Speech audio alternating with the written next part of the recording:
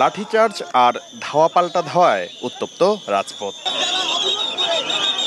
শনিবার সকালে বহিষ্কার আদেশ প্রত্যাহারের দাবিতে রাজধানীর নতুন বাজার মোড় অবরোধ করে অবস্থান কর্মসূচি পালন শুরু করেন ইউনাইটেড ইন্টারন্যাশনাল ইউনিভার্সিটির শিক্ষার্থীরা। এ সময় পুলিশ তাদের সরিয়ে দিতে চাইলে ধস্তাধস্তি শুরু হয়। এক পর্যায়ে লাঠিচার্জ ও ধাওয়া পাল্টা ধাওয়া হয়। আহত হন বেশ কয়েকজন শিক্ষার্থী।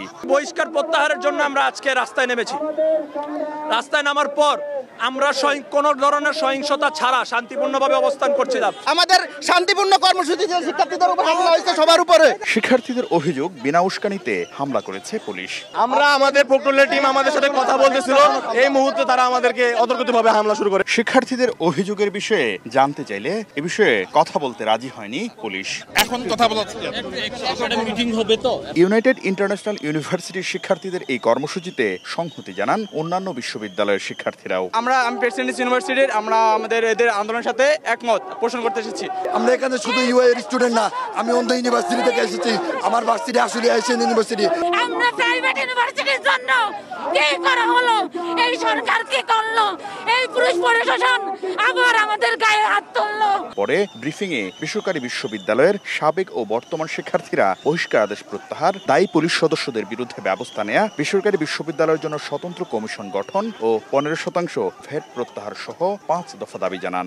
ইউনাইটেড ইন্টারন্যাশনাল ইউনিভার্সিটি কর্তৃক অন্যায়ভাবে সকল বহিষ্কৃত শিক্ষার্থীদের নিঃশর্তভাবে বহিষ্কার আদেশ প্রত্যাহার করে তাদেরকে উপযুক্ত ক্ষতিপূরণের ব্যবস্থা করতে হবে। আজকে যে ন্যাক্কারজনক হামলা করা হয়েছে এবং আইজিপি মহোদয়ের নির্দেশ না থাকা সত্ত্বেও তিনি বলেছিলেন শিক্ষার্থীদের গায়ে যেন টাচ করা না হয়। এই যে হামলা যারা করেছে তাদের অবশ্যই ব্যবস্থা গ্রহণ করতে হবে। এর আগে ইউনাইটেড ইন্টারন্যাশনাল ইউনিভার্সিটি কর্তৃপক্ষ নতুন বাজারে এসে শিক্ষার্থী বহিষ্কারের আদেশ পুনর্বিবেচনার আশ্বাস দেন।